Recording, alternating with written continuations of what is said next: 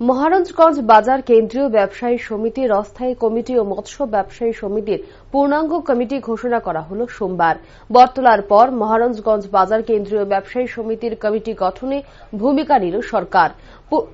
পূর্ববর্তী কমিটির মেয়াদ শেষ হলে সরকার ঘনিষ্ঠ ব্যক্তিদের নিয়ে 5 সদস্য বিশিষ্ট উপদেষ্টা কমিটি করে স্বপন কুমার পালকে কনভেনার সহ 7 সদস্য বিশিষ্ট এক অস্থায়ী কমিটির ঘোষণা দিলেন মেয়র দীপক মজুমদার। সোমবার কর্পোরেটর রত্না দত্ত, বরদোয়ালী মণ্ডল সভাপতি সঞ্জয় সাহা সহ বাজারের সদস্যদের উপস্থিতিতে মেয়র নতুন অস্থায়ী কমিটির ঘোষণা দেন।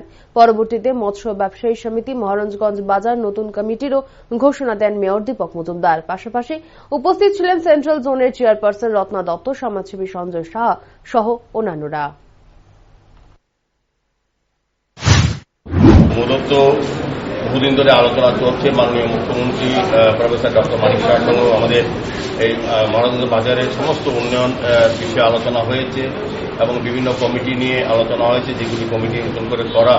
তো আপনাদের এই কমিটি নিয়েও আমাদের মাননীয় মুখ্যমন্ত্রীর সঙ্গে আলোচনা হয়েছে। উনিও জানতে চেয়েছেন এবং উনি সবটাই আলোচনা অংশগ্রহণ করে উনিও বলেছেন যে আজকে কমিটি আমরা মহারাজগঞ্জ বাজার সেন্ট্রাল কমিটি একটা অ্যাডহক কমিটি ঘোষণা করেছি। কালী পূজার পর পূর্ণাঙ্গ কমিটি করা হবে বাজার উন্নয়ন, বাজার সংক্রান্ত বিষয় নিয়ে মুখ্যমন্ত্রী বা পৌর নিগমের সঙ্গে কথা বলার জন্য।